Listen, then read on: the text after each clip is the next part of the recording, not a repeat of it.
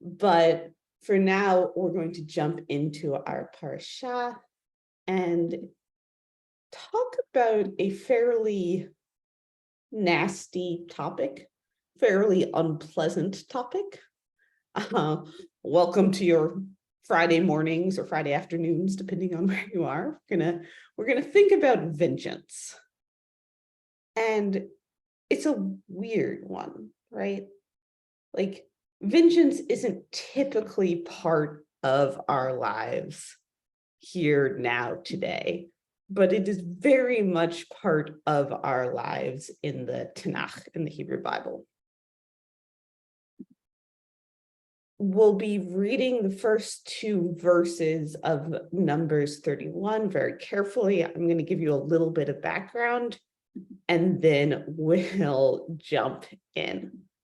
All right, so background for our parasha is what happened 2 parashiyot ago with Moses and all the Israelites happy in the desert, doing what they're supposed to do for the most part. And then we get to Numbers 25, and we open with a short account of the whoredom of the people of Israel with the Moabite women. And because of this whoredom, the Israelites are invited by these women to sacrifice and bow down to their god, who is Baal of Peor.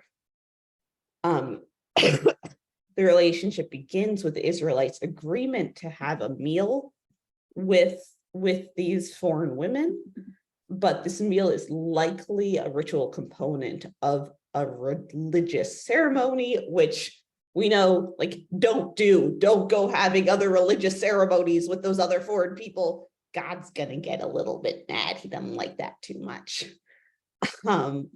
So the relationship is this horrible sin. There's 2 big reactions. God demands that God tells Moses that we've got to hang up the leaders against the sun, which is sort of a bizarre comment. And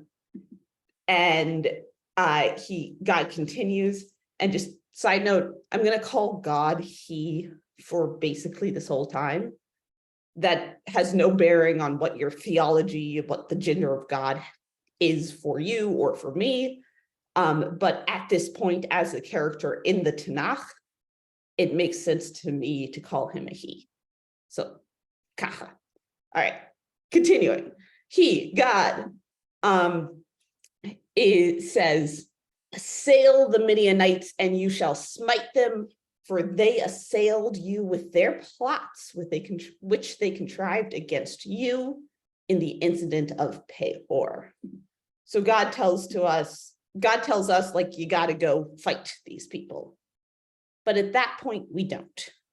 At that point, instead, we get this, like, weirdly sexy incident where one of the foreign women, Cosby,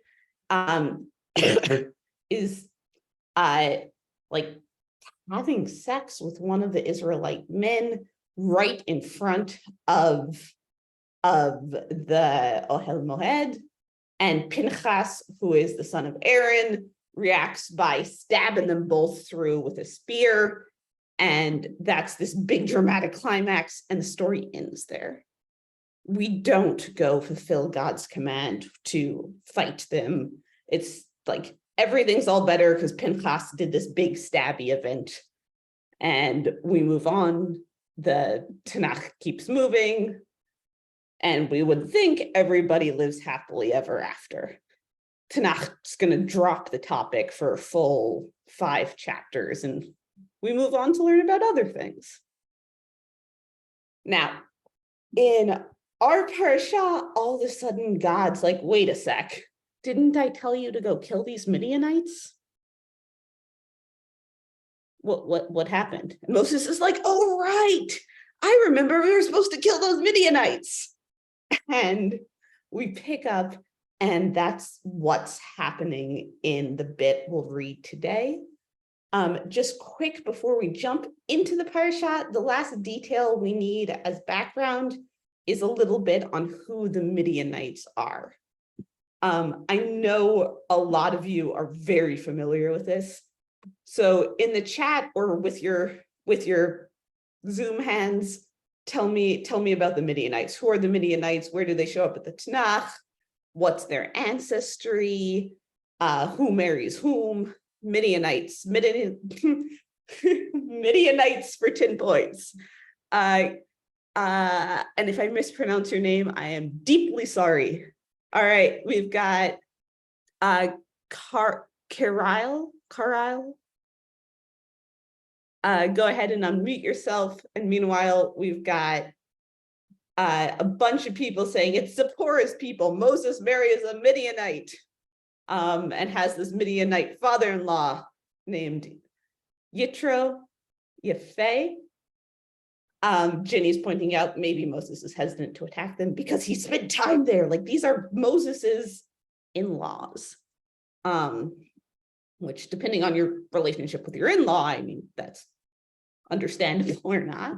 Bex, we don't have the power to our participants are not able to unmute themselves, and I'm not seeing anyone with their hand up. So oh, there we go. There you are. Thank you. Okay. You should be able, great. Hello? Hi. Okay. Hi. All right. As you said, Moses' wife was Zipporah, daughter of Midianite chieftain Gitro, and one of the parshas is named for him. And Gitro, besides being his father-in-law, he protected Moses when he was hiding from the Egyptians. So he really owed him a debt of gratitude. And now he was turning on them because he heard God say, "You must slay them." Awesome. Thank you. Okay, so we've got Zipporah, we've got Gitro, we've got this really lovely relationship between Gitro and Moses, where Gitro really like acts as a like big brother almost to Moses, like advises him. Yefeh.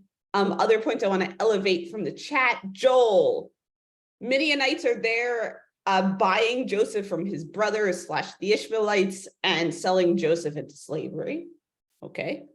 Arthur, we've got Balak. So Bilam and Balak have this whole Midianite thing going on. And then Ian, 10 points for Ian. I wish I had like ability to actually do points. That would be so cool. But Ian saying that what is the story of the Midianites? Well, the Midianites descend from Abraham. Midian is the descendants of the fourth son of Abraham after Sarah dies and Abraham takes a new wife. So these are people who are like relationally quite close to us. We are related to them. They are sort of one of the nearest others. Just like Israel is often defining itself against Edom, which descends from Esau, we're also defining ourselves against Midian, which descends from Abraham. Okay. And Margot, yeah, there's this very interesting confusion between the Moabites and the Midianites and also the Kenites, but not going to go into it now for the sake of time. All right. So we got all that background. We're going to jump into the text now with a source sheet. We'll see God's command to Moses, and then Moses perhaps reinterprets it. Mara, would you share your screen? Is that all right? I'm happy to. You also have screen sharing abilities. Okay, would prefer if you do it so I can see the people, if that's awesome. Great, thank you.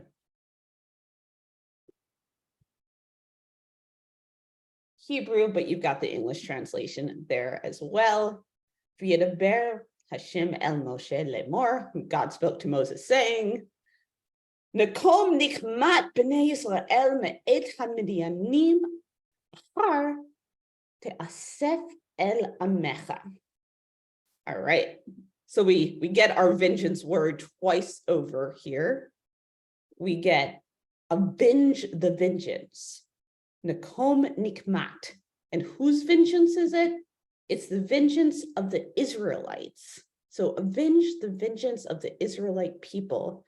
Me'et ha-Midianim, on or from among the Midianites. Achar, after you've done that, te'asef el amecha. All right. So Moses has been told a couple chapters ago that he's going to die, right? And now he gets the timeline for this. All you need to do is go avenge the vengeance of the Israelite people against the Midianites. Once you've accomplished this last thing, you can be gathered to your people. You can die. I want to hear in the chat or with Zoom hands, what does it mean? What is the vengeance of the Israelite people? Why do we say avenge the vengeance of the Israelite people? Why does the vengeance belong to the Israelites? Is that what you would expect it to say? And just once again, 2 sentences in and out. So Ginger. This is off the subject, but why would Moses kill the Midianites if that meant after he killed the Midianites, he would die? I mean, I think I'd prolong it a little bit. If I knew I was going to die after I did, it's like, well, gee, duh. Awesome. Yeah. Okay. So like the incentives are a little off here. Like if you want someone to go do something, you don't necessarily tell them like, okay, so I'm going to kill you once you've done it. Okay. Awesome. Bama.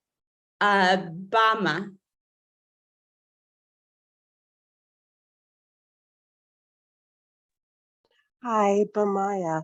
I was going to say that it does seem like the vengeance would be God's for their participating in, I guess, fornication in the temple. But since everyone else had to look at it, I'm wondering, is that why, God is saying avenge it? Because, I mean, they seem to be not all the way like problematic with it. So I don't know that they're going to be all that motivated to want to go, murder a whole tribe of people. That seems odd to me.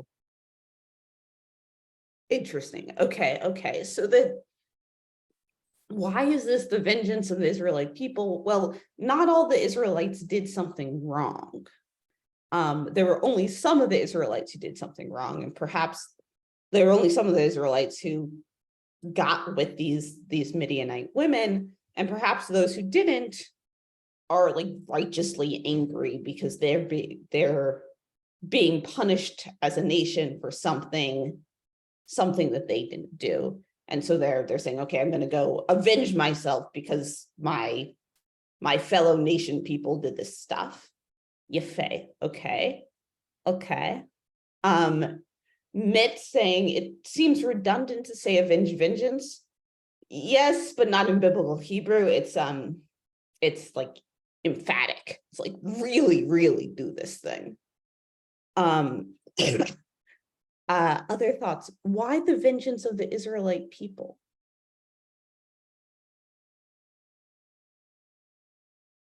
All right.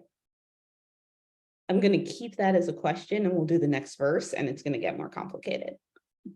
So Moses has been told by God, you, Moses, go avenge the vengeance of the Israelite people from the Midianites. And so Moses in verse 3, and Moses spoke to the people saying,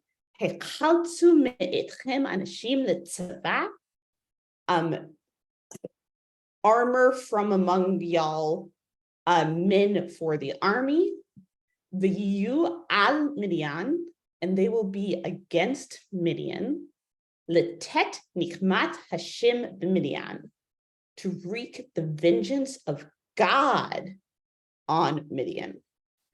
So here Bemaya was saying, or sorry, not Bemaya, the person who spoke before Bemaya, whose name I've forgotten, sorry.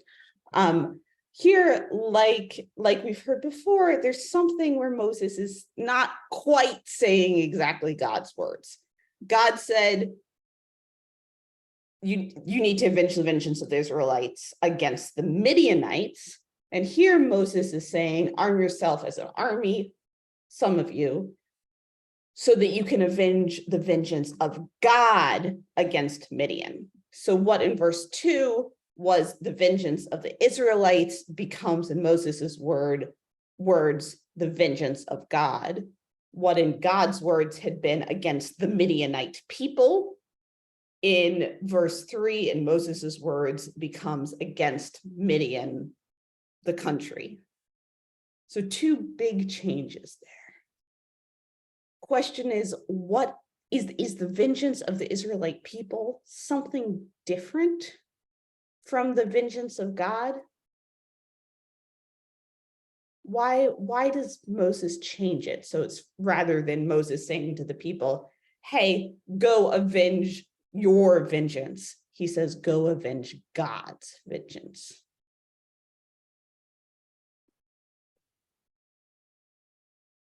Yeah, cool, okay. So perhaps, and I'm getting this from Betsy, and I'm getting this from LM, that there's something where, like, it's almost a rhetorical strategy where God's saying, okay, vengeance belongs to the Israelites. And Moses is like, no, wait a second. Like, if I'm talking to the Israelites, I'm going to say vengeance belongs to you, God. I'm going to say that, like, they're fulfilling your commandment because I don't want to, give too much power to my crazy bloodthirsty people. That's a mess. If I'm commanding my nation to essentially commit genocide, I don't want people to think that we have the right to commit genocide. I want people to think that rests with a divine power. Yeah, Noreen, it has more authority if it comes from God. Okay. Cool. Other thoughts.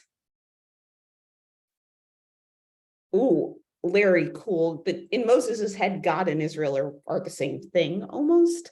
That Moses is this linchpin between God and Israel.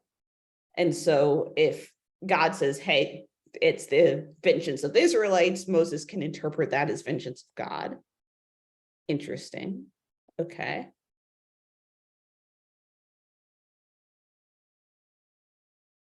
All right. So we're going to keep moving. We've looked a little bit of like why Moses changes the words, but we don't really know what vengeance is yet. The vengeance is a weird concept, right? That this is either the vengeance of the Israelites or God's vengeance, and maybe they're the same thing. But what vengeance is, what the Israelites are supposed to do with vengeance is unclear. What vengeance means, to whom vengeance belongs, and why vengeance exists. So we'll jump into the sources. Vengeance doesn't appear that many times in the Torah. It's a relatively infrequent word, relatively infrequent concept in the Torah. And we're going to look at where it appears in the Torah and try to draw out what it means to have vengeance, to be a vengeful person, and whether vengeance is something that makes sense that it belongs to God, how we understand what vengeance is. And the reason we're doing this is because here we are in this chapter, as Mitt's pointing out, here we are in this chapter about mass murder. And it's so uncomfortable. This is a genocide chapter. It's so uncomfortable. And we're looking to find the roots of it. We're trying to figure out what could cause us to get to this point. So Genesis 4. We are back in the Cain and Abel story, which is one of my favorites. Cain has murdered Abel, and we have Abel's blood cries out to the ground, from the ground. God says, hey, Cain, where is your brother? And Cain says, am I my brother's keeper? God's punishment to Cain is that Cain is going to be a wanderer on the face of the earth. And then we pick up in the source sheet with verse 13. V'yomer Cain el Hashem gadol avoni minoseh. And Cain said to God, my punishment is too great for me to bear. Because you have banished me today from upon the face of the earth, and because I must hide myself from your face, I will become a restless wanderer on the earth. And anyone who finds me can kill me. So God responds to Cain saying, V'yomer lo Hashem, I promise, lechen kol horeg Cain, anyone who should kill Cain, shivatayim yukam, 7 times vengeance will be extracted. 7 times there will be vengeance for anyone who kills Cain. V'yasem Hashem l'Cain ot levilti hakot oto kol motzo. And God put a mark on Cain, so lest anyone who meet him should kill him. So here we have that same root, that same nakam as yukam, and Cain has just committed murder. God's putting a mark on Cain so that he doesn't get killed, but should Cain get killed, he will be avenged 7 times. This is the first time we see murder in the Tanakh, and this is the first time we see vengeance in the Tanakh. What is vengeance doing here? How do you understand the vengeance in the Cain story? Why is vengeance introduced here? What does it mean? What is the force of this word, yukam, this vengeance word? Zoom hands or comments. What is this 7 times Cain may be avenged? I mean, it's a passive verb. Who would be doing the vengeance? What's the point of making the statement about vengeance? Ooh, okay. Vengeance is a form of justice. Great. Okay. Vengeance is a way of returning right to the world. And vengeance, ooh, Greta, nice. Vengeance is proactive. It's a discouragement, almost. Cool. Deterrence through violence. JF, really cool. We don't get told who is doing the vengeance. It's a passive thing. So maybe it's God's vengeance. Back to the Numbers 31 thing. Is it the vengeance of God or the vengeance of the Israelites? Here in the Cain story, seems like it's the vengeance of God. Yeah, Randy, you can unmute yourself and say it out loud. Yeah, it just seems like a threat. I mean, 7 times, that number is pretty key. It's not just you're going to be avenged. 7 times something's going to happen. So that number 7 is kind of key to me of a threat. God's doing a good threatening job there. Okay, so this is a big threat. This is deterrence. And this is also something of a promise. Okay. And the 7 number is going to show up again in some of our other vengeance texts. Someone pointed out before, Robin pointed out, vengeance doesn't show up all that much in the Torah. It does show up a lot in the early prophets and in Psalms. And there, the 7 numbers going to show up again and again and again. Tov. All right, so that's the Cain story. We're going to do quickly a source where the word vengeance doesn't appear, but it's key to understanding who can murder, who can kill. And this is after the story of the flood. God has just said, okay, humanity is really bad, And so I'm going to wipe them out totally. And we have the flood. After the flood, God changes the rules, says, I'm never going to destroy it like that again. Instead, the way that like just retribution exists is in this verse from Genesis 9, which I'll read in the Hebrew. Shofek dam ha'adam ba'adam damo yishafek. And yes, it sounds very pretty. No, it's not a necessarily very pretty concept. We get one who spills the blood of man, by man will his blood be spilled. Ki b'tselem Elohim asa et ha'adam, because in the image of God, God made humanity. Cool. Okay. So where God had punished humans with a flood, now we're saying no, humans will punish humans. Whoever spills the blood of man, by man will his blood be spilled. That spilling word, that spilling blood, is also going to show up again and again in our vengeance texts. Okay, next time vengeance shows up, and somebody, Larry, you're right, I did skip one, which is at the end of the Cain story in Genesis 4, we have Lamech being avenged 77 times. Cool. All right, so Exodus 21 is this long list of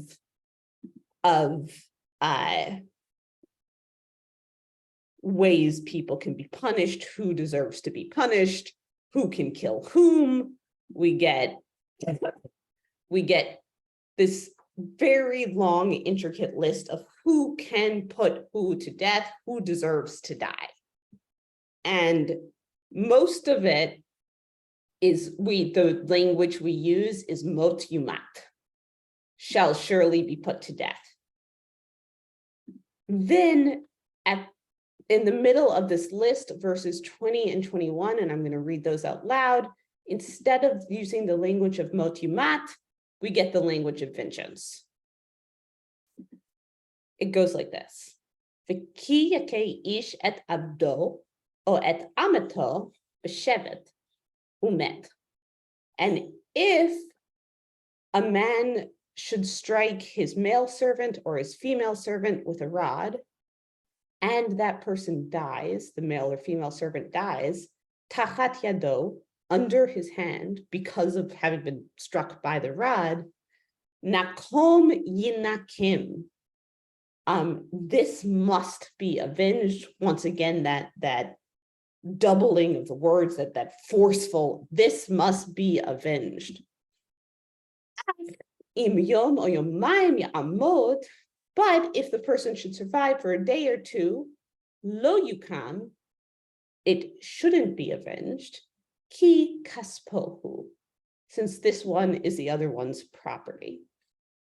Or very uncomfortable text about slavery, but we're on the uncomfortable vengeance thing.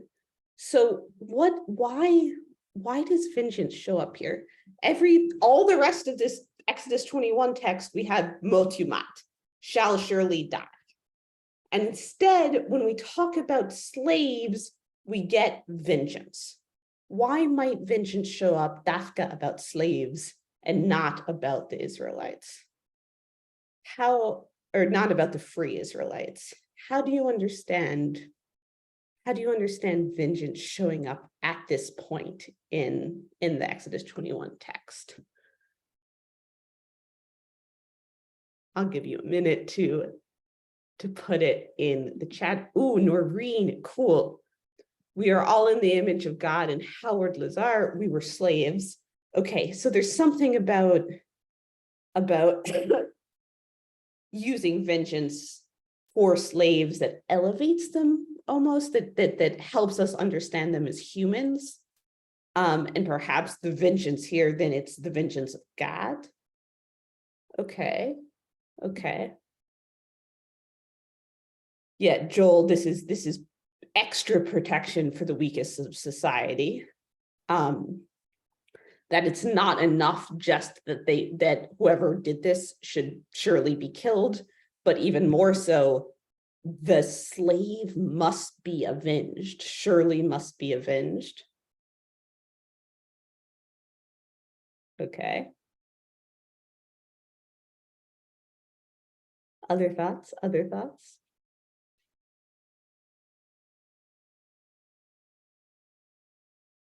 Yeah, so one way to read it is definitely this, like we're doing extra protection for the slave, Robin. We have to treat the weak, the most oppressed among us as people because we were slaves in Egypt.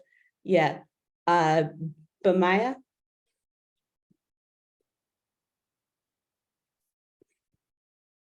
But Maya, you can go ahead and unmute yourself. I guess I don't quite understand how you're avenging 7 times. It seems like there must be a difference in the avenging and the spilling of blood part, because like you can't die 7 times really. Like I don't understand Great. what the payment schedule is. Great. Okay.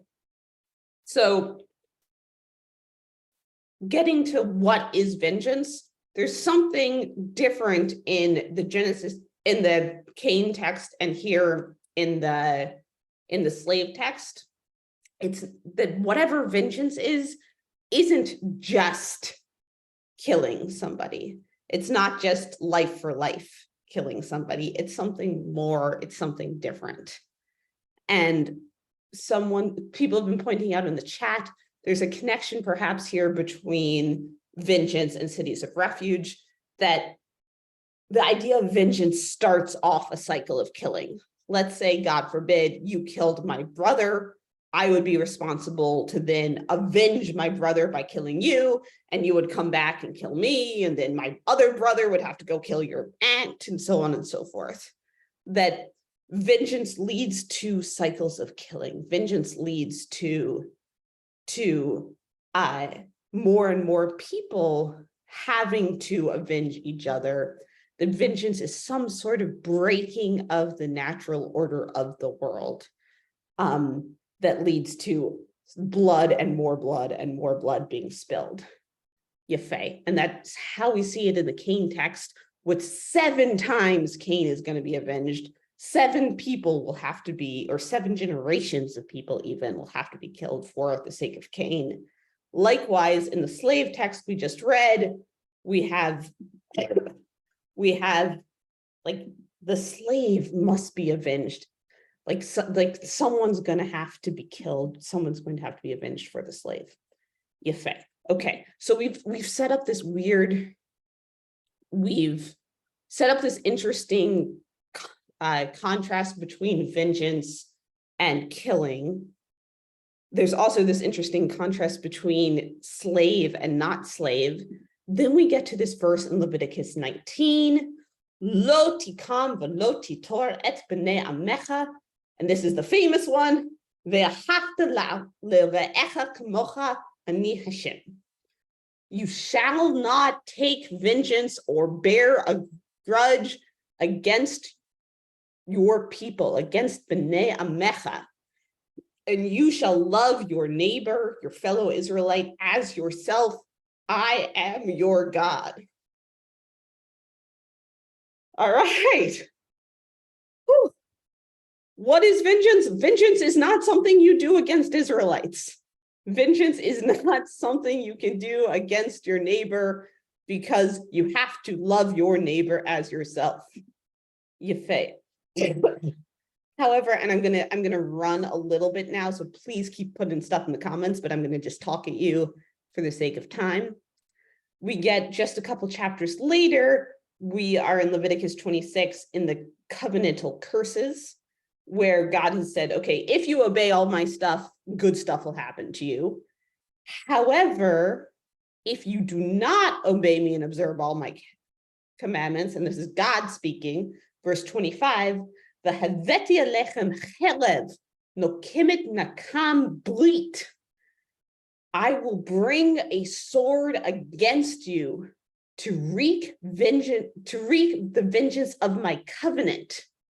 Okay, so here, what is the vengeance? Vengeance is about the covenant, and God is gonna avenge himself against us.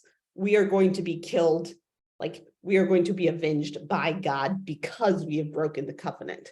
So where we've seen vengeance is something we do against other people, vengeance is a responsibility we have to protect the weakest in society. Here, God is avenging God's self against us. God can go about killing us, which, okay. Likewise, Deuteronomy 32, this is the end of the Torah. This is Ha'azinu. God says, Li nekam b'shilim le'et tamut reglam. Mine is vengeance, requital, at the moment their foot will slip. And then the text goes on in verse 41 to say, Eshiv nakam litzari, I will wreak vengeance on my foes. And then verse 43, Ki dam avdav yukam v'nakam yeshiv litzarav, for he'll avenge the blood of his servants, wreak vengeance on his foes. Okay, so end of Deuteronomy, we have, to whom does vengeance belong? God is very clear. Vengeance is God's. Vengeance belongs to God. God is the person. God is the one who can make vengeance happen. And not the Israelites. It's something that God does, and he does it to avenge our blood. Okay. Yefeh. So taking that back into Numbers 31, our parasha, God's telling Moses he needs to avenge the Israelites, and Moses is coming back and saying to the Israelites, this is a God thing. You have to avenge the vengeance of God, but it belongs to God, and it's something against other people. It's something that has to do with killing, but it's more than killing. It's something about returning honor, perhaps. It's something about restoring the right way of the world, perhaps. And what I'm going to leave you with is a quote from the Talmud that goes into this. So this is source 8. The Talmud is discussing whether it's right for humans, for individual humans, to have vengeance. What we've come up with in the chat is nobody likes vengeance. Not all of us are like, no, thank you. Maybe it's a God thing, but this seems nasty. Talmud says, Rabbi Yochanan says in the name of Rabbi Shimon ben Yehotzadak, any Torah scholar who does not avenge himself and bears a grudge like a snake when insulted is not considered a Torah scholar at all, as it is important to uphold the honor of the Torah and its students by reacting harshly to insults. The Talmud, and you should read this passage, then goes on to discuss what the difference is between vengeance and bearing a grudge and whether or not it's the right thing to do. But we are out of time, so you're going to have to read it by yourself. All right. Thank you all for learning with me. Thank you for your incredible comments in the chat. Thank you for diving into this ridiculously difficult, uncomfortable topic with me. Hope you don't go avenge yourself on anybody. And I hope to see you soon. I'll put the Fuchsberg website in the chat in case you want to learn with us, and I'll also put my email. Thank you so much, Bex. We will also include the recording of this session as well as the source sheet in the follow-up email. And if you enjoyed sort of learning uncomfortable texts with Bex today, you have the opportunity to do so to do so again in a few weeks, where we are looking at a text about anger with God on the holiday of Tisha B'Av. So we'll also include how to sign up for that. And hopefully after this text, you're still able to go into Shabbat with some happiness. No, not tons of vengeance, but whatever other positive emotion you'd like to bring into Shabbat. So thank you all so much, and we'll see you next week. Shabbat Shalom.